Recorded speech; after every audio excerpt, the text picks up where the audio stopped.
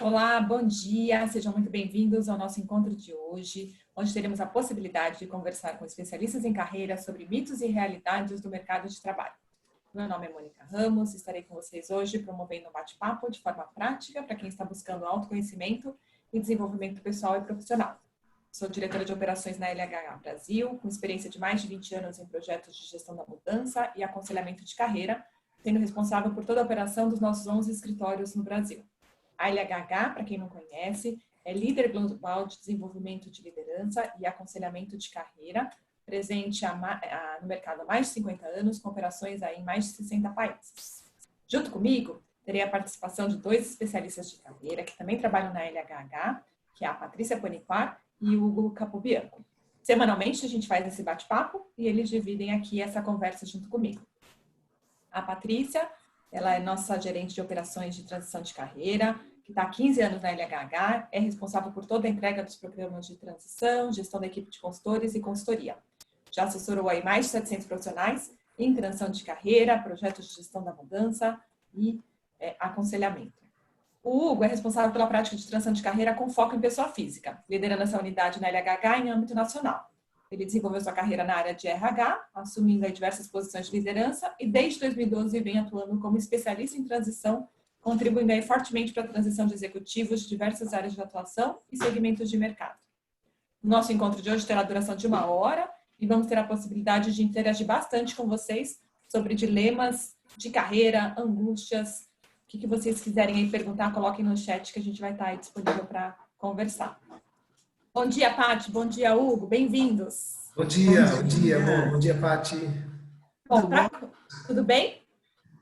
Tudo bem. Hoje o nosso webinar vai ter um formato um pouco diferente. A gente vai receber muito mais as perguntas do chat, quais são os desafios, os dilemas de carreira, para poder discutir aí, funcionar como conversa com o especialista, como se a gente estivesse fazendo um atendimento aí ao vivo, online. E aí, para começar, a gente montou uma enquete para ver quais são os temas que as pessoas querem mais discutir ou para a gente poder aquecer a conversa. Então, vou pedir para o Rafa soltar a primeira enquete, onde a gente vai começar aí a entender quais são os principais anseios e dilemas. Então, está visível aí na tela para todo mundo. Quais são os assuntos abaixo que são do seu maior interesse para iniciarmos o nosso webinar hoje? É o mercado de trabalho? Então, como está funcionando o mercado, os segmentos que estão em alta, enfim, como eu abordo? É entrevista e processo seletivo, né? Como tem sido as dinâmicas dos processos seletivos mais virtuais? Está voltando presencial? Como que eu tenho que me comportar? São dúvidas sobre currículo? Quais são os tipos de currículo? O que eu tenho que colocar? Coloco foto, não coloco? Qual é o tamanho do currículo que tem que ter? Currículo para o mercado do Brasil? Currículo para o mercado do exterior? Enfim. Ou é sobre carreira em geral? Como eu faço uma mudança de carreira? Como eu penso num plano de desenvolvimento de carreira? Então, está aberta aí a votação. Então, aí, elenquem aí os temas que vocês têm prioridade. A gente vai tentar passar por esses temas ao longo do dia de hoje, aí da nossa conversa de hoje, mas a ideia é a gente começar pelo tema que está mais quente de quem está aqui ao vivo com a gente. Vou dar mais aí alguns segundos para o pessoal se responder e votar.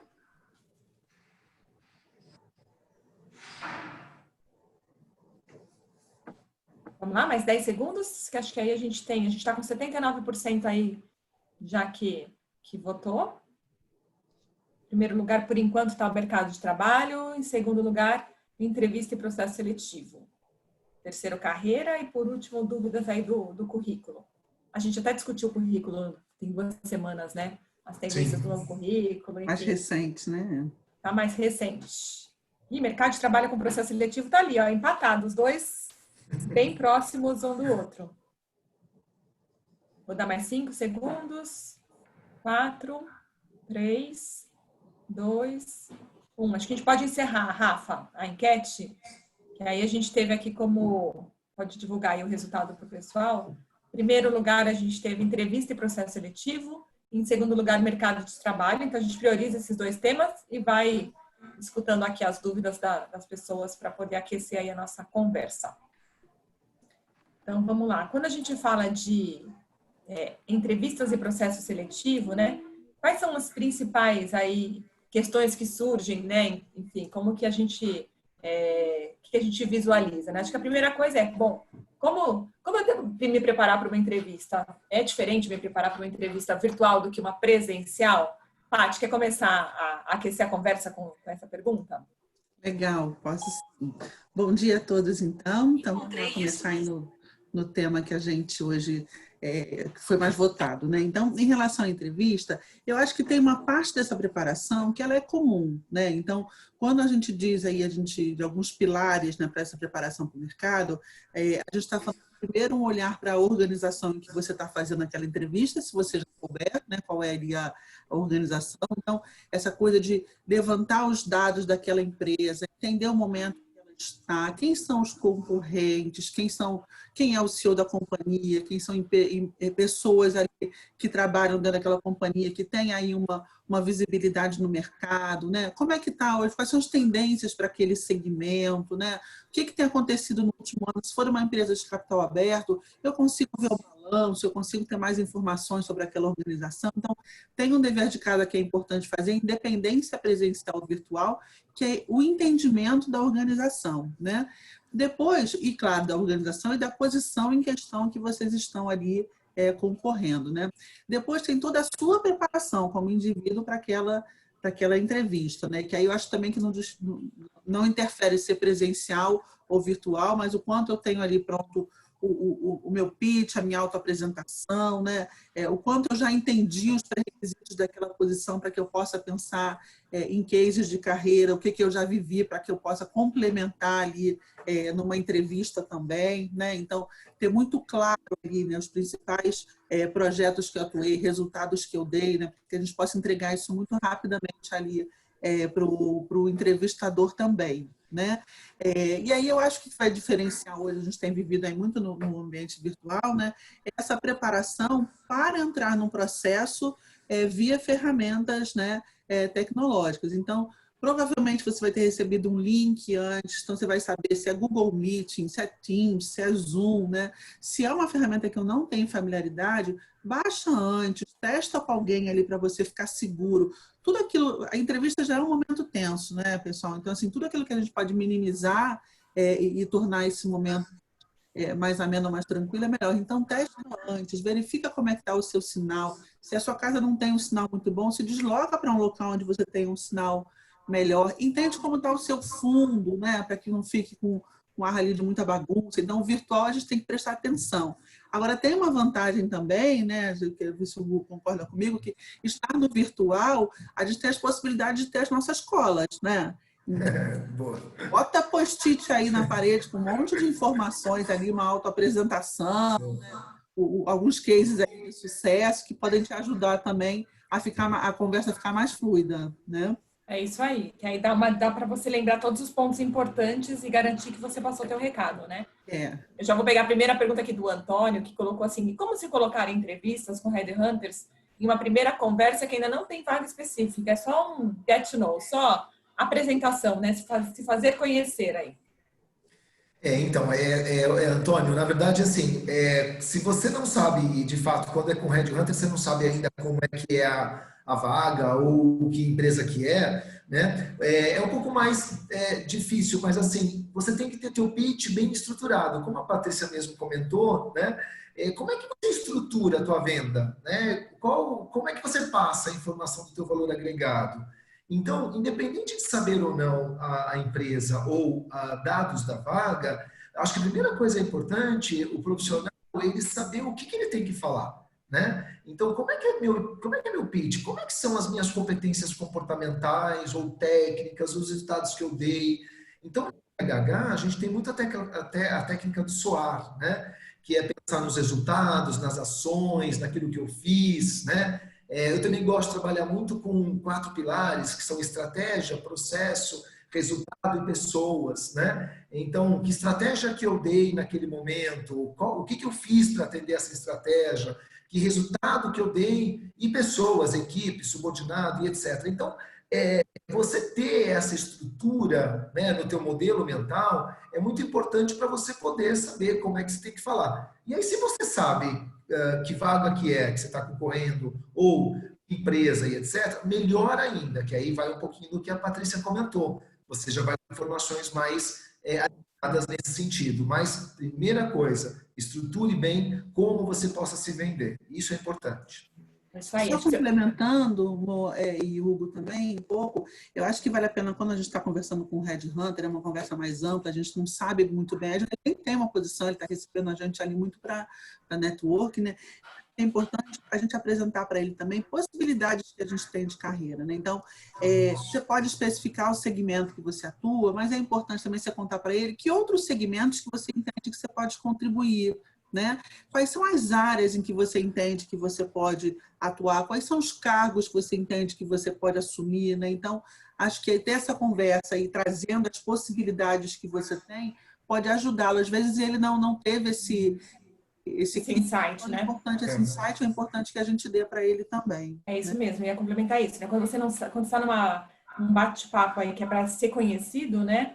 Você tem que ser um pouco mais aberto também e mais amplo, né? Ficar falando menos de situações tão específicas para poder dar um contexto aí da tua experiência, da tua história, né? De o que você está almejando como próximo passo, até para poder gerar esses insights e poder aí se fixar. Agora, quando você sabe da vaga, especificamente a empresa, aí sim teu discurso tem que ser mais direcionado para mostrar que você é a pessoa, né? Então, acho que essa é a grande diferença aí para poder abordar num processo seletivo. Até porque, né, amor, Paty, o Red Hunter, quanto mais informações ele vai ter de você, dos teus objetivos, dos segmentos que você pode atuar, melhor. Quando tiver alguma vaga, alguma oportunidade, ele já tem você no radar mais amplo. É. E aí, sempre uma pergunta que vem mas como eu me preparo para ir depois para aqueles testes dentro dos processos seletivos, né? A gente sabe que muitas vezes tem diversos tipos de testes, assessments de testes, enfim. Mas como que eu me preparo, né? Tem alguma forma de se preparar para responder melhor, para responder certo com o que a vaga precisa, com o que eles estão buscando, né? Eu acho que tem alguns assessments que a gente consegue se preparar, outros não, né? Então, quando a gente está falando aí de assessment mais comportamental, né? Que diz respeito ao mapeamento de perfil, personalidade, se usa muito o DISC para isso, né? O PI, às vezes MBTI, né? Esses são testes, gente, que é importante a gente responder com bastante espontaneidade, né, de forma genuína, porque a gente não sabe o que o outro está procurando. Então, a gente deve se apresentar da forma como a gente de fato é, né? Inclusive, alguns desses testes mais modernos, eles têm até hoje um indicador que é da consistência, né? Então, assim, enquanto eu estou de fato respondendo de forma verdadeira, ele vai buscar uma coerência ali nas suas respostas também. Então, acho que tem que ter esse cuidado. A gente tem visto que há uns testes aí, né, de raciocínio lógico. Você não vai, antes de fazer o teste, simplesmente não vai saber qual é a ferramenta que ele vai usar. Mas você pode jogar no Google teste de raciocínio lógico e conhecer qual é o método para a realização daqueles testes. Normalmente são sequências, né? Então você vai tendo ali uma série de números, situações, enfim, você tem que fechar aquela sequência. Isso é possível você treinar. Teste de lógica tem muita coisa do treino, né? Então, você não sabe qual é a pergunta nem qual é o teste, mas você tem como exercitar. Se for um case, né? Então, você pode olhar tendências do mercado, o que tem se praticado mais dentro da sua área, né? Marketing comercial, que é bem comum a gente passar por isso, né? Para você estar mais preparado e ter mais aí repertório para usar. Então, a resposta é essa. Tem testes que a gente consegue, de fato, se preparar, e tem testes que não, a gente vai com o que a gente de fato tem e né? Até porque ele vai mostrar um pouco aí de quem é você, né? Enfim, pegar características aí do teu perfil para poder ver se tem aderência com a cultura da organização, enfim, do que eles estão buscando como aspectos de liderança, né? Então, não tem aí um certo ou errado, né? Mas tem o que faz maior aderência com a empresa. A Malba pergunta aqui para a gente, se visualizarmos uma vaga e descobrirmos quem é o recrutador, devemos contatar através do LinkedIn, nos apresentar e tentar enviar aí mais informações do que simplesmente só se candidatar àquela vaga? O que você acha, Hugo? Como é que é o nome dela? Malba. Malba, eu acho super válido. Eu acho que, assim, quanto mais possibilidades você tem para escapar, né, melhor, né? Aí precisa tomar um pouquinho cuidado, Malba, com a abordagem, tá? Porque, assim, se você já fez a entrevista com o Red Hunter e está conectando ele no LinkedIn depois disso, provavelmente ele já tenha todas as suas informações, então acho que a conexão por só já basta. A não ser que você esqueceu de algum ponto, algum item importante, aí você pode fazer uma colocação. Mas cuidado para não ficar reforçando algo que você já fez na entrevista. Agora, se você não falou com o Headhunter ou vai falar e conecta, eu acho que você pode dar pequenos highlights aí da tua carreira, só para dar uma brifada, e depois segue a tua entrevista com ele, tá? Ou se você ainda, uma terceira situação, fez a entrevista com ele já, e já está tudo certo, conecta apenas, mas não cobre ainda uma devolutiva do processo seletivo, tá? É muito rápido, tal. Então espera o momento certo para poder fazer essa devida cobrança aí, ou enfim, essa devida devolutiva, tá? Legal. Eu vou agora ter a pergunta tanto da Tatiana quanto da Simone, que são parecidas, para a gente responder sobre nível hierárquico, né? Então, a Simone fala, bom, qual a dica para quem chegou e ocupou uma posição aí número 1 na sua função, no negócio, e na recolocação está aberto para outros níveis de posições, não precisando aí ser o head principal da função, enfim. Qual é a dica que vocês podem dar para ela? Olha, eu acho que é sempre importante, né, Tatiana e Simone, que trouxeram essa dúvida, né? A gente, ao encaminhar no currículo tem ali o nosso objetivo, né? O objetivo normalmente traz ali o nível que a gente quer atuar e as áreas que a gente também pode contribuir, né? Então, ali nesse objetivo você já pode trazer, né? Então, sei lá, então estou procurando, a gente usa o nível a gente usa gestão, né? Normalmente não usa cargo, a gente usa a palavra gestão. Gestão é bem amplo, então você pode ter uma gestão mais sênior, uma gestão menos sênior também. Então, eu sugeriria que no currículo ficasse assim e que vocês sempre encaminhassem, quando vocês estivessem se candidatando a uma posição, entrando em contato com pessoas para falar do momento de vocês, que vocês encaminhassem um texto de apresentação justamente contando quais são as suas motivações hoje frente ao mercado, qual é o seu momento de vida, né?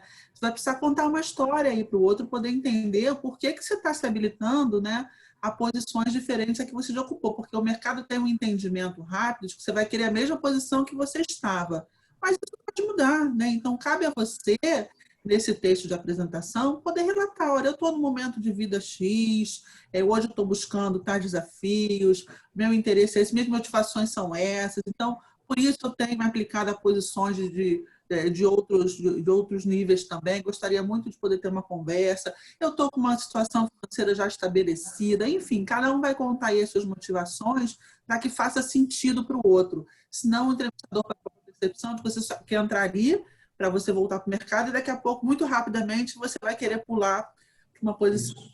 Né? O exemplo da Tatiana é bem parecido, porque ela era uma diretora financeira e está se aplicando para cargos de gerência. Então, ela fala que ela não tem problema com o título ou com o cargo, mas o feedback, às vezes, que ela tem é que o cargo é menor. Qual que é um bom approach para isso, né? Acho que é realmente esse que você falou, né? E tá atenta também, né, Tatiana? Porque, às vezes, realmente vai ser menor mesmo e aí não vai fazer sentido, né? Então, se é uma empresa... Você pode ser diretora financeira numa empresa pequena e aí você conseguiu a posição de gerente financeira numa empresa grande, né?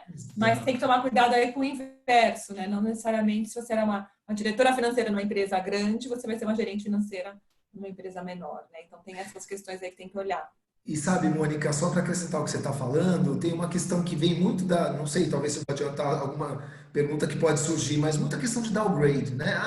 Será que eu aceito posições inferiores? Será que eu aceito posições com salários mais baixos?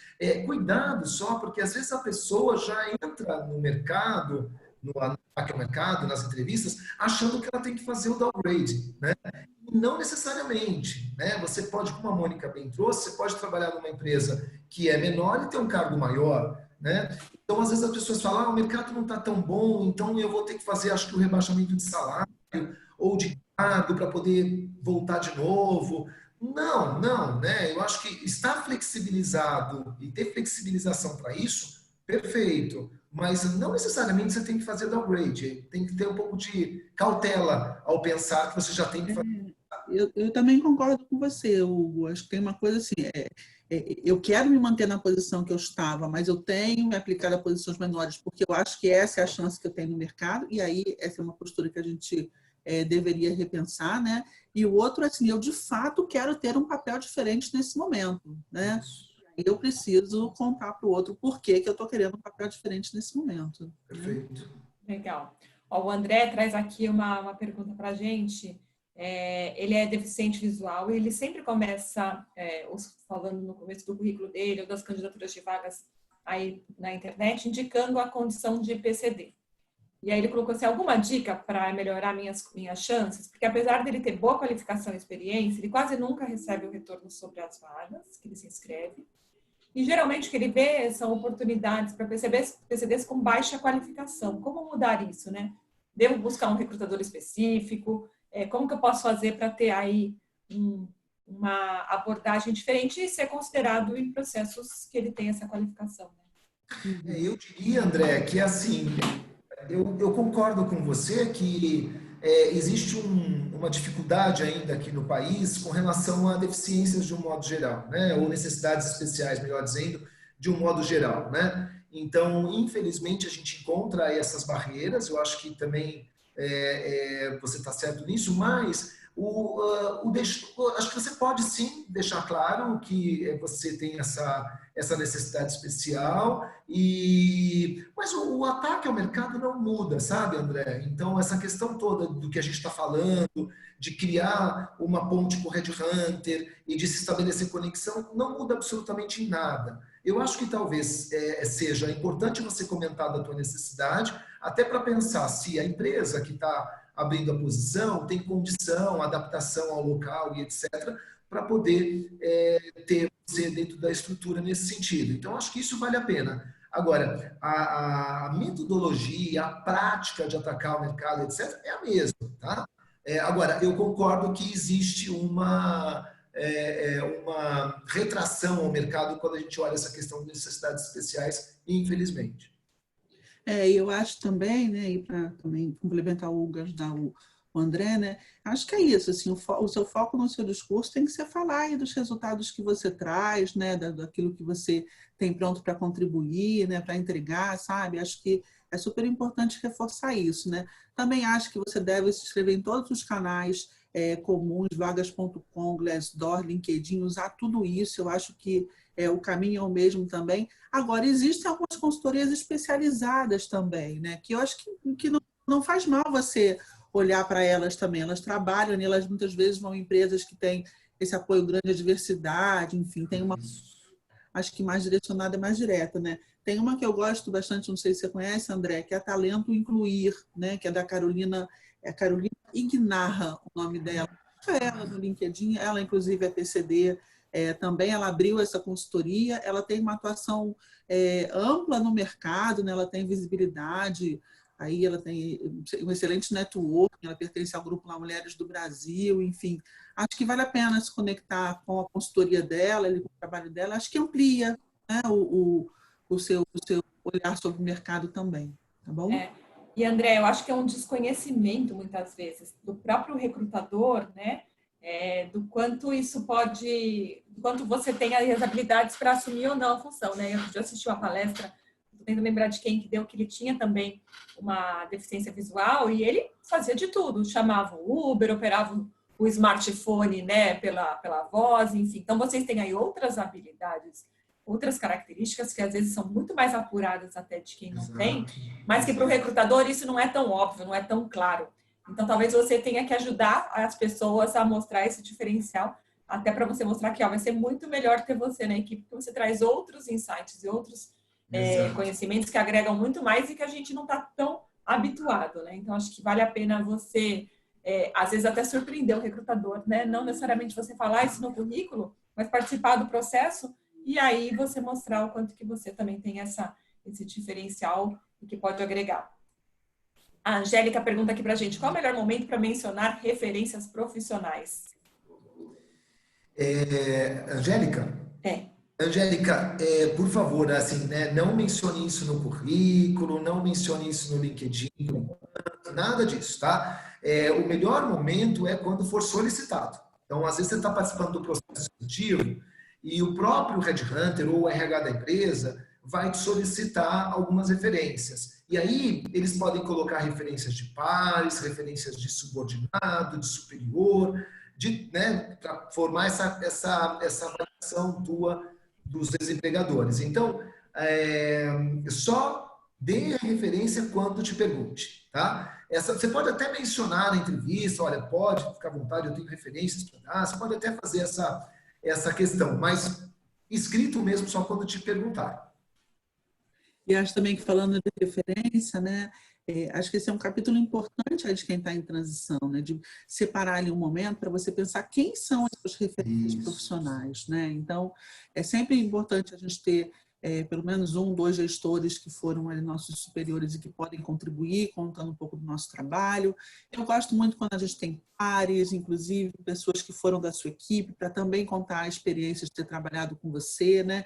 Então, é fundamental que a gente cheque com essas pessoas, se elas têm aí disponibilidade, qual é o melhor canal para abordá-las, né? Se de fato ela está atualizada em relação ao seu momento de carreira, tá? Porque a referência tem um papel muito de contribuir para que a gente possa ser bem-sucedido no processo. E se a gente não faz isso, né, a gente pode muitas vezes até o tiro sai pela culatra, né, gente? E aí a pessoa não faça muito sentido. Agora, uma pergunta que sempre vem é, e as referências, né, as recomendações do LinkedIn, substituem as referências? Tem que ter as duas, ou tenho que pedir referências para ter ali no LinkedIn também falando como eu sou, enfim, pode ter depoimento, pode ter referência de quais são as competências que eu tenho ali que são melhores. Qual é a recomendação? Eu não sei a Paty, mas assim, Paty, eu admiro muito quando eu vejo um LinkedIn, pessoal, que tem ali recomendações, que tem ali comentários, né, parabenizando. Eu acho que é legal isso, né?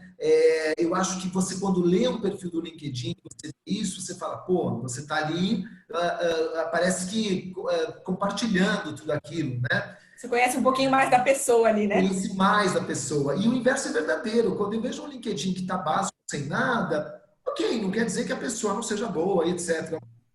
Não é tão legal. Então, eu recomendo sim que tenha algumas informações boas ali, porque ali é o teu canal de venda, né? É ali que as pessoas vão te conhecer. Então, acho que... Você recomenda pedir para um ex-chefe ou para um ex-par, para alguém? Hugo, coloca lá no meu LinkedIn o quanto é bom trabalhar comigo. Você recomenda fazer isso ou não? Então, eu recomendo, sabe, Mônica, porque assim, embora parece que todo mundo que vai, né, passar as informações, óbvio que vai falar bem de você. Mas quando eu vejo, por exemplo, alguma pessoa que o próprio gestor coloca ali e a pessoa não está mais trabalhando na empresa, mostra que ele realmente tem uma referência positiva do trabalho dele. Então, lembra que é uma troca. Não adianta você só pedir e também não fazer, né? De todo mundo olha, pede, põe lá. Então, o que eu acho que tem que ser, que eu pego carona no que a Patrícia comentou, muito bem posicionado, é que avalia quem é a pessoa que pode te dar essa referência, né? O que ela pode fazer? Solicita a ela isso, mas cuidado com essa solicitação, porque não é obrigado a nada. A pessoa tem isso, né? E aqui não é quantidade, né, Hugo? Acho que é a qualidade mesmo daquela. Eu concordo muito com vocês, assim, não é decisivo, mas contribui muito para o outro poder te conhecer melhor, né? Então, eu sugiro, assim como a referência, que a gente tenha percepções de pessoas em papéis diferentes. Então, quem foi seu gestor, quem foi seu par, quem trabalhou no seu time, às vezes um fornecedor que era seu parceiro de trabalho, um cliente, né? Eu acho que é super legal a gente ter aí algumas percepções. Vai ajudando a gente a modelar, né, a percepção que a gente quer passar para o mercado. Isso. Legal. A Ana Célia até pergunta para a gente, faz sentido deixar a carta de apresentação, motivações e interesses no LinkedIn de maneira pública? Oi, Ana, tudo bem? Olha, eu acho que vale a pena. A gente tem no LinkedIn, né, o sobre, que é onde a gente pode colocar ali o nosso resumo, né? Ali vale a pena a gente trazer não só o resumo do currículo, mas trazer também alguns interesses que a gente tem, algumas das nossas motivações. Então, não precisa estar em formato de carta, não sei o que você pensa, mas um texto mesmo, onde você possa falar de você, né? Outro campo também que a gente pode colocar é quando a gente abre aquele campo atual ali para colocar cargos que a gente pode ocupar, ali também é um espaço para a gente se vender, né? Poder falar onde é que eu posso contribuir, né? O que eu trago para a mesa, que mercados que eu quero, né? O que me motiva hoje, né? Então, quanto mais a gente puder falar sobre a gente, sobre o que a gente pensa e deseja, eu acho que vai contribuindo, né? E só complementando, Paty, não esquecer também de palavras-chave. Isso Sim. tudo de colocar no sobre, que a Patrícia comentou e etc., vai sofisticando isso com palavras-chave da tua área de atuação, porque no LinkedIn você pode se tornar mais visível quando alguém faz um search ali e pesquisa o seu nome. Então, acho que vale a pena. Mais palavras podem despertar atenção nesse sentido. Legal. Perfeito. Falando um pouco sobre o mercado de trabalho, né, que foi um tema que veio bastante no nosso quiz também, né, para a gente poder explorar aí questões do mercado. O Wagner traz uma pergunta, né? Ele coloca assim, em virtude do mercado aí não está tão aquecido por conta da pandemia, enfim, as questões econômicas, os salários poderão ser menores nas propostas. Devemos aceitar logo ou tentar negociar e achar que ter um salário menor já é um rebaixamento, né? Como abordar isso sem fechar a vaga, né? A questão da remuneração. Um pouquinho do que a gente trouxe aí no início, da questão do downgrade ou não, de rebaixo ou não. Eu acho assim, Wagner, quanto mais você tem flexibilidade, desculpa, para poder ajustar essa questão do salário, melhor, tá? Veja, o salário é importante, sem dúvida, mas o que é mais importante também, aliás, tão importante quanto, eu diria, é o desafio que você vai assumir, se isso vai fazer sentido para a tua carreira. Então, o salário é meio que consequência disso tudo, né? Às vezes você está ganhando um pouco menos, ou vai ganhar um pouco menos, mas vai ser um baita de um trabalho bacana que vai ter uma projeção da tua carreira no mercado, né? Às vezes você está ganhando super bem, mas aí depois quando você vai olhar, você está fazendo mais do mesmo, né? Então tem que olhar um pouquinho, não só salário, que é importante também, obviamente, mas olhar aquilo que vai ser o diferencial da tua carreira, nesse sentido. Sabe uma coisa que eu acho que é importante também, né? Se a gente está vivendo um momento agora, né? E acho que pós-pandemia, né?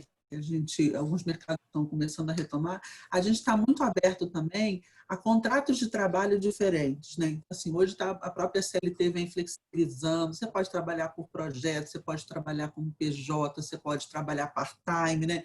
Então, a gente está pronto, né? Eu acho que para ouvir propostas assim e para fazer propostas assim também, porque às vezes a empresa não contemplou e quando você traz, né, essa tua flexibilidade, pode ajudar o outro também e aí na sua contratação, né? E aí, de fato, a remuneração pode mudar de acordo com a entrega que você for fazer, né? Legal. E falando aí um pouco de mercado, quais são os segmentos aí que estão mais aquecidos mesmo com a pandemia? O que a gente pode aí ressaltar para as pessoas? Então, Mônica, você sabe que assim, o mercado, mesmo com a pandemia, a gente tem visto que do primeiro semestre para o segundo semestre, nós vimos uma melhora considerável, né? Nós vimos uma movimentação de headhunters abrindo posições, empresas também, posições em todos os níveis. E eu acho que eu costumo dizer, quando falo de mercado, que a pandemia, antes da pandemia, nós não estávamos com o mercado tão recheado de opções e bombando e etc. Então, a gente tem que ter em mente que não vai também, em plena pandemia, estar o mercado assim. Então, a gente tem que peneirar mesmo o mercado. Quando a gente olha o que aconteceu no primeiro semestre para o segundo semestre, eu vejo uma mudança significativa. Eu vejo um mercado dando sinais, eu vejo que mesmo aquelas empresas que demitiram pessoas, mercado de varejo, etc., estão sobrevivendo de alguma maneira, né? Claro, eu não estou falando dos microempresários, porque fecharam muitos restaurantes, enfim, tivemos aí uma perda muito grande nessa questão da economia, nessa questão do microempresário.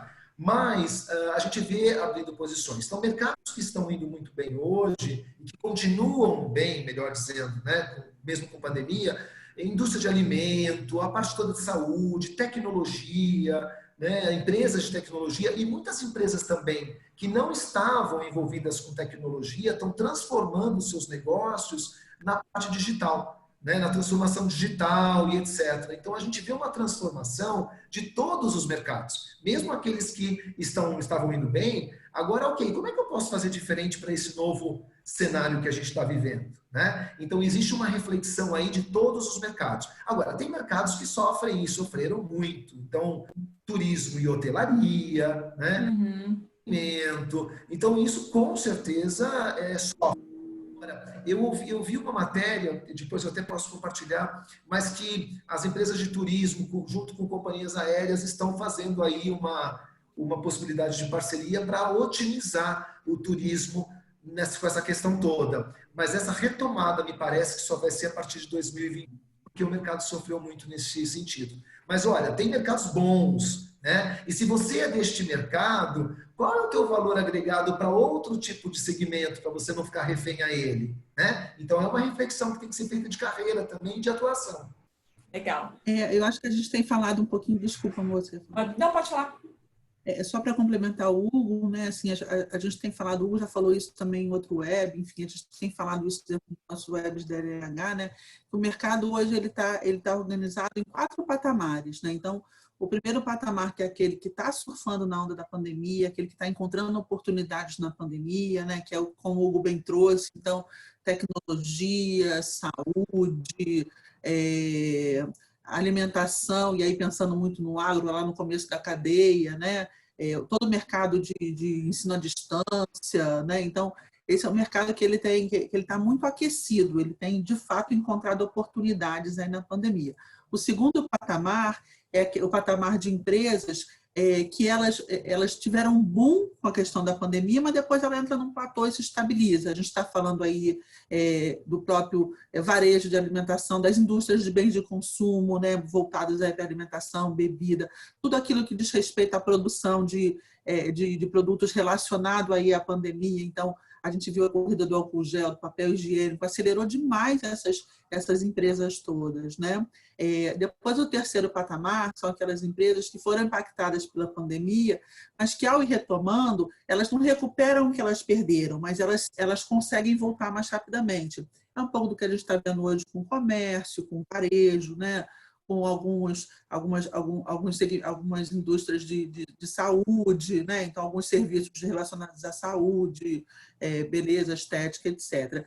E o último patamar é aquele patamar que foi muito impactado, foi o primeiro a parar e o último a voltar, que é justamente esse que o Hugo trouxe, né? De turismo, hotelaria, aviação, né? Então, que eles precisam se reinventar, como o Hugo bem trouxe aqui também. Então, acho que tem um exercício aqui de primeiro identificar aonde a minha empresa está, né? Então, assim, o segmento que eu atuo está no primeiro, segundo, terceiro ou quarto patamar, né? Até para que vocês possam buscar um posicionamento, né? Porque se está no primeiro, maravilha, você vai abordar o mercado com mais tranquilidade. No segundo, também dá, né? Então, telecom, alimentação, etc., dá para você abordar com tranquilidade. O terceiro, você vai ter que ter algumas competências específicas, ou seja, o mercado que vai estar saindo de crise, então você vai precisar vender muito as suas soluções para isso, né? E o quarto, talvez você precise se reinventar, né? Então, entender aonde você pode contribuir pode ajudar muito no seu posicionamento para o seu mercado ou para mercados distintos, né? Legal. O Andrés até coloca aqui para a gente, assim, bom, para quem deseja mudar de área, como ele se apresenta para uma nova oportunidade ou uma nova empresa, né? Pensando aí nessa história dos segmentos, quem estava em segmento que não está em alta, ou que uma área que ele quer fazer uma mudança de carreira mesmo, como fazer essa mudança, essa abordagem? Eu acho que essa mudança diária, ela tem, para quem quer mudar de mudança diária, é um pouquinho mais complexo de mudar de segmento, eu acredito, tá? Porque a mudança diária, ela reflete muito na questão daquilo que eu tenho de condição, de valor agregado, de competência técnica, comportamental para aquela nova atribuição. Então, eu costumo dizer que não é um instalar do dedo que você fala, vou mudar de área, né? É um trabalho todo que tem que ser construído, para que você possa falar, ok, então agora é o momento de eu fazer essa mudança. Então, a primeira coisa é pensar no teu valor agregado, em como é que você está adquirindo conhecimento, expertise nessa nova área de atuação que você deseja, né? Feito isso, acho que tem uma questão também financeira. Eu tenho um recurso financeiro para me segurar por um tempo, porque você pode demorar um pouquinho para conseguir fazer essa mudança de área. Terceiro ponto, eu acho que ok, com quem eu devo falar? Quem são as pessoas de mercado? Com quem eu devo abordar? Quem são as referências que podem me ajudar nesse sentido? Então, estabelecer uma rede de contatos própria para essa tua área nova que você deseja, né? E eu acho que o outro ponto pensar no segmento, né? E aí, ok, então se eu quero mudar de área, qual segmento pode ser mais sinérgico com o que eu já fiz de carreira, mesmo em outra área, né? Porque também tem uma congruência forte nisso, porque aí você tem já um caminho percorrido, que isso pode facilitar. Então, acho que olhar esses pontos todos para ter isso muito bem tangibilizado para começar esse plano de mudança. Legal, eu vou aproveitar e só colocar a pergunta da Fernanda, Paty, que aí você complementa, está bem próximo disso. A Fernanda coloca, né, como abordar no currículo e na entrevista a modificação da área daquela que se tem experiência. Então, por exemplo, ela tem a transição de carreira, ela quer fazer a transição de carreira da área jurídica para a área de compliance. A participação ativa em ONGs e comissões de discussão dos temas da nova área podem auxiliar a alcançar uma nova vaga, a despeito aí da falta de experiência? Legal, Fernanda. Eu ia complementar justamente falando isso. Assim, acho que é importante, quando a gente está pensando em mudar aí de área, né, entender o nosso trabalho tem interseção com que outras áreas, né? Compliance jurídico está muito próximo. Você tem uma série de atividades e conhecimentos que estão ali na interseção das duas, né? Que pode ser tratado por uma área ou pode ser tratado por outra área, né? Mesma coisa para quem trabalha com comunicação. Comunicação você pode atuar numa área de marketing, você pode atuar numa área de recursos humanos, tem empresas que têm comunicação dentro do RH, ou então dentro de assuntos institucionais, que é uma outra área também. Né? Então, ir buscando, né, o que eu faço conversa mais com que área. Né? E aí você consegue fazer uma migração mais suave, né? Porque você já entra com parte daquele conhecimento para atuar, você já entra ali de alguma forma jogando. Então, acho que o segredo é buscar essas interseções e toda vez que você estiver conversando com uma área distinta, vender essa contribuição. Né? Olha, eu entendo que a área de compliance também trabalha tais aspectos que eu já atuei no jurídico, que eu pude ter experiência de tal forma, né? E aí você vai, acho que trazendo a experiência que você já teve naquela outra área, mas que pode ser útil para a área que você está pleiteando agora. Legal. Aí a Paula pergunta assim pra gente, ó, ela trabalhou mais de 20 anos em empresas do segmento de comunicação, TV aberta, TV a cabo, e ela está totalmente aberta para trabalhar em outros segmentos. Como o mercado vê isso? O fato de ter trabalhado só em determinado segmento pode ser uma barreira? Que outro segmento poderia ser similar e ajudá-la? Eu acho que, na verdade, se você... É Daniela, né? Paula. Paula, na verdade, se você quer abrir o teu leque de opções, você, dentro de uma área de comunicação, você pode primeiro partir do pressuposto que você pode atuar em qualquer segmento, tá? Então, acho que cuidado aí com crenças limitantes que você só precisa no teu segmento e tal. Agora, quer abrir um pouquinho mais, você pode ter alguns segmentos mais correlatos, né? Então, faça uma lista mesmo de segmentos que podem ser mais sinérgicos a essa tua atuação. Agora, não fique muito presa a ela não, porque eu vejo o mercado dando sinais também de contratar pessoas de outros mercados. A essência disso tudo é o que eu carrego de experiência dentro dessa área de comunicação, o que eu fiz, quais os resultados que eu dei, porque com isso é o que você pode explorar, talvez, num outro mercado. Porque talvez pode ser uma outra empresa de um outro segmento que essa tua atuação, esse teu resultado e essa tua expertise seja muito bem-vinda e que pode ser um mercado diferente também.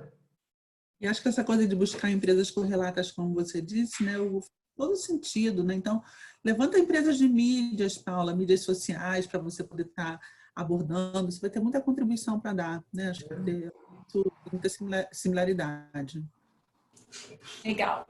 O José Pires colocou aqui para a gente, ele é executivo da área de tecnologia há mais de 20 anos, e ele acha que, ele pergunta assim, esse é um momento adequado para me posicionar como um consultor, como PJ, e aí ter uma possibilidade de conseguir um trabalho em organizações e poderia me contratar aí com menor custo? Ele tem que avaliar essa possibilidade?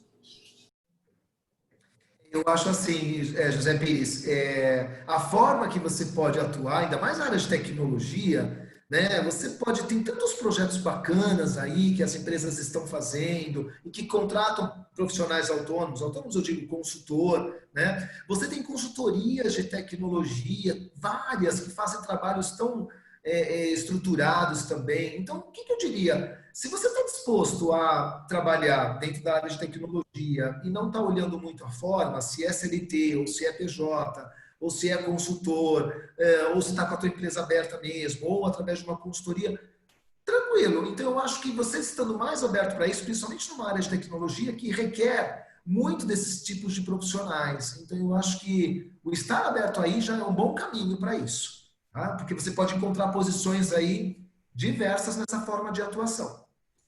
Legal. O Marco pergunta para a gente, ele está interessado em uma vaga, mas ele não tem o contato na empresa. O que acha de mandar uma mensagem para o patrocinador da vaga via LinkedIn? ou isso atrapalha o processo? Não, não atrapalha nada, viu, Marco? Tem que fazer isso mesmo. Assim, a gente brinca que precisa furar fila, né? Então, vai lá, faz. Esse vai ser um contato frio, como a gente chama aqui, né? Contato frio é um contato com quem a gente não conhece. Então, você tem que usar uma abordagem ali interessante para que você possa ser visto e lido. Agora, aproveita também, entra no LinkedIn, entende quem tem contato com essa pessoa ou dentro da empresa que você está pleiteando. A gente tem grandes surpresas quando a gente faz essa busca e aí a gente acaba se aproximando, porque chegar por network sempre é mais eficiente do que chegar ali por um contato frio, né? Então, tente buscar também aí pessoas que podem te aproximar, não só do recrutador, mas de pessoas que estão na empresa que podem te ajudar ali dentro também, né? Legal. Hugo, a pergunta que sempre vem também assim, como faço para estruturar melhor o meu plano de ataque ao mercado? Bom, eu acho que aí vem alguns pontos importantes. Então, acho que a primeira coisa é pensar, mais uma vez, no teu valor agregado, naquilo que você tem de expertise, de experiência, de conhecimento, né? E ter essa clareza aí do quão você pode contribuir, né? Então, a primeira coisa é pensar nos mercados que são sinérgicos a essa tua experiência, né? Eu não estou falando de área, estou falando de mercado mesmo. Que tipo de empresa, que tipo de segmento, né? Qual é a minha contribuição? E aí você pode sim fazer uma shortlist ali de empresas targets e mapear quem são as pessoas da sua rede de contato ou pessoas que podem te ajudar a terem contatos nessas empresas. Então, esse é um ponto importante. Mapear que empresas que a gente está falando e que contatos que a gente pode ter nessas empresas. Outro ponto são os próprios headhunters de mercado.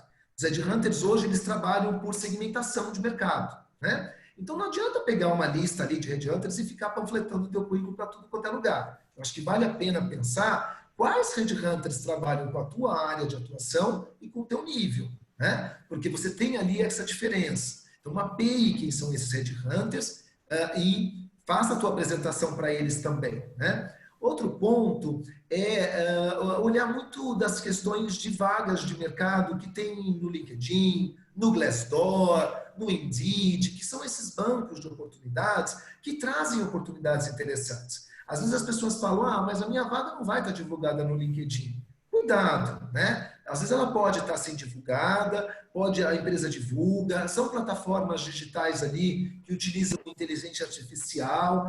Então, muito do que nós falamos também, do que você tem de informações no currículo, palavras-chave de busca para sair nessas pesquisas. Então, este também é um outro caminho para isso. E um outro caminho que eu acho que é importante é utilizar muito o próprio LinkedIn, não só olhando vaga, mas utilizar também o LinkedIn para fazer conexões importantes que te dê visibilidade também. Eu acho que isso é muito factível e que tem dado resultados importantes. Então, se você mapeia tudo isso, né, e sai fazendo os contatos frente a essas situações que eu falei, eu acho que você já tem um bom caminho aí de ataque ao mercado. Tá? Legal. Uma pergunta que veio aqui do Marcelo é que ele sempre foi empreendedor e empresário, e em várias áreas, mas mais no setor comercial. E hoje ele está buscando uma posição de gestão comercial em empresas. Vocês acham que ele tem chance no mercado de executivos? Né? Como que ele passa aí faz essa mudança de ex-empreendedor para ser um executivo? Legal, Marcelo. Essa é uma questão que muita gente traz, né? Então, por ter tido uma experiência como empreendedor, se ela tem ou não chances de retornar ao mercado num outro papel, né? Sim, claro. Né? Acho que o importante aí é você ter uma boa história para contar. Então, como foi a sua escolha de empreender? Como foi a sua experiência? O que você traz de aprendizado hoje para o mercado, né? Eu acho que quem atua como empreendedor, gente, sai com uma série de competências e diferenciais que muitas vezes quem está dentro do no mundo corporativo, não desenvolve, né? Então, acho que é importante você fazer essa venda aí do que você aprendeu, do que você pode contribuir. Tem uma competência hoje que é muito valorizada no mercado, né, que eles chamam que é ter dor de dono, né? Então, muitas empresas falam pensar como dono, ter dor de dono. Você tem isso já aí super instalado, né? Viveu isso na pele. Então, vendo essa competência, acho que, e procure as empresas que valorizam essa competência para que você possa se candidatar e contar isso. Certamente será atraente para eles, tá bom? Legal. Ele até coloca aqui, depois num outro comentário, que o currículo dele é bem repleto de experiência, mas um ponto negativo é que ele não se formou. Então, como lidar com isso também? Tá. Procurar empresas, talvez, né? E talvez empresas menores, startups, né? Empresas onde você não tenha esse pré-requisito claro ali, né? Assim, dependendo da função que você vai exercer, às vezes você não tem obrigatoriedade de ter ali uma formação acadêmica, né? Algumas empresas, de fato, têm essa obrigatoriedade, então fica atento aos pré-requisitos, né? Mas acho que você vai ter que se pautar muito na sua vivência, no seu conhecimento, naquilo que você já aprendeu, e procurar empresas que vão valorizar muito mais a sua proatividade e a entrega que você pode fazer muito mais rapidamente. Ou talvez, né, Paty, seja o caminho agora de pegar o prejuízo aí, né? É isso que eu ia falar. Tem cursos EADs, né, de formação que talvez você consiga aí de ensino à distância. Em paralelo, fazer isso, né? Então, claro que uma formação com mais de tempo, mas você começar a fazer, poder contar que você está hoje também trazendo isso, eu acho que é fundamental. Sempre a tempo, né? Sempre a tempo. Sempre. Legal. A Silvia traz aqui uma pergunta para a gente também, e aí até emendar, né, que ela, sobre currículo, né, e abordagem. Ela trabalhou por 18 anos em empresas americanas e europeias, então entendendo que ela trabalhou fora e agora ela está procurando um trabalho em São Paulo. O português dela, escrito, falado, não está muito bom. E ela coloca, posso escrever para os headhunters ou enviar currículos em inglês? E aí eu só ia emendar com uma outra pergunta, né? Tenho que ter currículos em outros idiomas?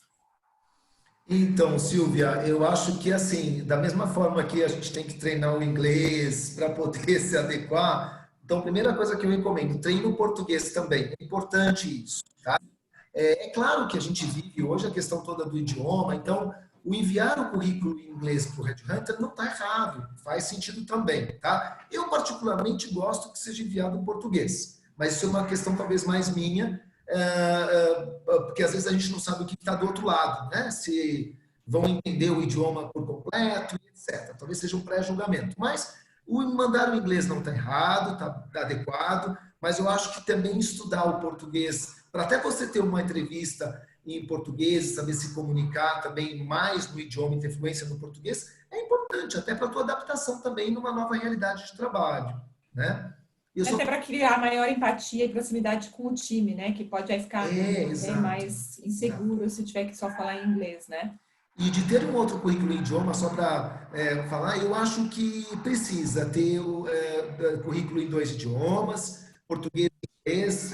Acho que o inglês é a língua aí universal, então tem que ter, né? Então eu recomendo sim ter. Agora, não sei se você não fala inglês, nada, e aí não, obviamente não precisaria ter. Agora, se você fala, ou mesmo que seja do intermediário para cima, eu recomendo ter o currículo em outro idioma.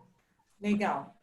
Ô, Paty, uma pergunta que sempre vem aqui é assim, como devo fazer o follow-up depois de uma entrevista, né? Posso fazer e como fazer? Qual é a melhor hora, né? Ah, legal. Eu acho que é sempre importante, né, ao final de cada processo não, de uma entrevista, a gente combinar ali com o entrevistador como é que vai ser esse retorno, né? Esse é o primeiro caminho, né? Para que a gente não fique depois aí na dúvida se devo ou não devo abordar, quando devo abordar. Então, se for possível, ao terminar a entrevista, né, você tirar ali suas dúvidas, fazer perguntas, pergunta como está o andamento do processo, se é uma vaga que tem uma urgência aí de reposicionamento, qual é o timing desse processo como um todo, como é que vocês podem fazer para se comunicar, se ele pode disponibilizar ali o contato dele, né, do entrevistador, ou se ele prefere entrar em contato. É sempre bom a gente tentar ficar ali com essa responsabilidade de fazer esse follow-up. Então, se for possível combinar isso, melhor, né? Normalmente a gente não deve entrar em contato aí com menos de uma semana, 10 dias, né? Então, espera um pouquinho, senão pode estar transparecendo uma ansiedade muito grande ali, né? E aí usa recursos como, começa fazendo um follow-up por e-mail, se você tiver, depois WhatsApp. Por último, uma ligação para aquela pessoa. Não queima etapas, né? Se você faz a ligação, depois você fica sem recurso, né? Então, vai fazendo isso de forma gradativa e vai entendendo muito. E sempre uma abordagem, acho que muito soft, né? Então, olha, estou entrando em contato porque eu estou bastante interessado, quero entender aí como é que está a evolução do processo, posso ajudar com mais alguma informação? Então, acho que essas são maneiras aí, acho que mais sutis da gente abordar para fazer follow-up também. Tá? Legal. O Wagner pergunta aqui para a gente, né? Ele trabalhava há 11 anos numa empresa, né? Com vários crescimentos aí profissionais, no ramo de transporte, e aí ele foi convidado para trabalhar em uma outra empresa. Ele foi, e aí depois de 4 meses com a pandemia, ele foi desligado. E aí ele pergunta para a gente, né? Esse pequeno período no CV, na nova posição, que foi uma nova posição no varejo eletrônico, pode causar uma visão ruim para o mercado? Ou fica bem visto no CV? Como abordar essa questão aí na entrevista, né? Tá 11 anos numa empresa, depois fica 4 meses na outra, né? É Wagner, né? É. Wagner. Ok, assim, não tem como mudar essa história, né? Ela aconteceu dessa maneira, né? Então, não dá para deixar de colocar isso no currículo, então tem que colocar, tá? Mas eu acho que você tem um argumento aí próprio, né, de utilizar. Foi o negócio da pandemia, acabou afetando o negócio. Isso é uma justificativa muito plausível, né? E você acabou saindo da empresa. Não tem problema algum com relação a isso, tá? E coloque no currículo, estrutura teu pitch aí nessa questão, como eu recomendei, ou segue essa linha e procura uma outra oportunidade. O mercado de eletrônico, ele está ali no terceiro patamar que a gente falou há pouco, né? Então, ele vai começar agora, inclusive, a retomar, né? Então, acho que vão ter aí algumas modificações, a gente sabe que vão ter algumas saídas, mas vão ter algumas trocas também de papéis. Então, esse é o momento, inclusive, para você usar também esse mercado para ser um mercado-alvo para você também, né? E é o que o Hugo falou, gente, ninguém contava com a pandemia, né? Então, é fato, né? Tá todo mundo vivendo isso. Então, acho que é mais tranquilo de você falar dessa tua escolha, né? E só um parênteses, não me alongando muito, cuidado também para não colocar tudo em questão da pandemia, tá? Isso, né? Então, porque numa entrevista vão querer saber, peraí, deixa eu entender melhor isso, né? Porque senão tudo agora é pandemia. E é tentar mostrar que nesses 4 meses o que você aprendeu, né? Então, você foi para um outro segmento, o que você teve a oportunidade de aprender, ver, enfim, o quanto que você pôde aí absorver de experiência se você teve essa chance, né? Estamos aí nos minutos finais, mas tem uma pergunta aqui que eu queria colocar também, que é como faço para destacar mais meu currículo nesse mercado complexo e competitivo? Tem como? Eu acho que a gente já está falando bastante de currículo por aqui, né, em outras webs. Acho que tem uma coisa muito... Primeiro, né, tem o destaque das palavras-chave para você poder ser encontrado com mais rapidez, né? Então, ficar muito atento a isso. Se é um cliente LHH, você consegue isso dentro do nosso portal. Se você não é, tenta de alguma forma buscar aí no Google palavras-chave aí da sua área para rechear, porque como muitos processos têm acontecido hoje via ATS, né, que são esses robôs, então essa é uma maneira de você se destacar muito rapidamente, né? Acho que ter ali um bom resumo que conte sua trajetória, o segmento onde você atuou, áreas que você passou, ter ali uma série de cases de carreira dentro do currículo, né? Então, projetos que você atuou, coisas que você implementou, redução de coisas que você conseguiu ter, né? Que são os nossos grandes resultados de carreira. Isso também facilita a leitura de quem está vendo, né? E claro também que a gente pode colocar nesse currículo um pouco das nossas competências, habilidades, né? Acho que trazer para que o outro possa começar a entender quem é que está pleiteando ali aquela posição, né? Isso vale para currículo e para LinkedIn. Né? Então, acho que a gente tem que dar aí a mesma força para essas duas ferramentas, tá? Legal. A Fernanda colocou aqui, é recomendado colocar o currículo em destaque no LinkedIn ou melhor aguardar para adaptá-lo ao enfoque de cada vaga que se pretende concorrer? Eu acho que você adaptar a essa questão de vagas, eu gosto muito, porque você vai mais personalizada e etc, né? Cuidado para também não perder a essência do teu currículo, porque senão você vai acabar ficando meio maluca no sentido de como é que eu faço. Mas um pouco de customização e de personalização ali, eu acho que vale a pena sim. Legal. Acho que você pode usar também muito, né, Fernanda, se você quiser colocar o currículo ali no no LinkedIn, algumas pessoas disponibilizam, você pode usar muito os textos de apresentação personalizados para você ir se adequando às posições, né? Então, ela passa a ser um complemento ali ao currículo que você já deixou disponível ali, tá bom? Legal. Bom, aí chegamos aí ao final do nosso webinar de hoje, do nosso encontro, né? A gente passou aí por vários temas e pelas principais perguntas que todo mundo encaminhou. Então, queria agradecer aí a todos que enviaram pelo chat, a Paty e ao Hugo, que deram conta de responder tudo aí durante aí essa 1 hora de bate-papo, de conversa. Queria agradecer, se vocês têm uma palavrinha final aí, só para a gente finalizar rapidinho. Paty, Hugo. Eu espero que essas dicas podem ter ajudado aí e conte conosco. A gente está aqui para isso. Legal, eu também, gente. É sempre muito bom estar com vocês. Participe, que a gente tem gravado outros webs também que falam desses temas que podem ajudar a contribuir, repensar alguns pontos, né? A gente fica muito feliz de poder contribuir com vocês nesse momento também, tá bom? Obrigada pelas perguntas e a gente espera ter ajudado. O nosso web de hoje ele foi gravado, depois a gente divulga aí nas nossas redes sociais e vocês podem acessar também os conteúdos anteriores dentro da nossa página do mycareer.com.br/blog mycareer. Lá tem todos os webs que a gente fez, com diversos temas aí de orientação de carreira, transição. Então, só acessar e conferir para quem perdeu. E semana que vem a gente está de volta, tá bom? Tchau, pessoal. Obrigada. Tchau, pessoal. Obrigado. Obrigada. Até semana que vem. Tchau, tchau.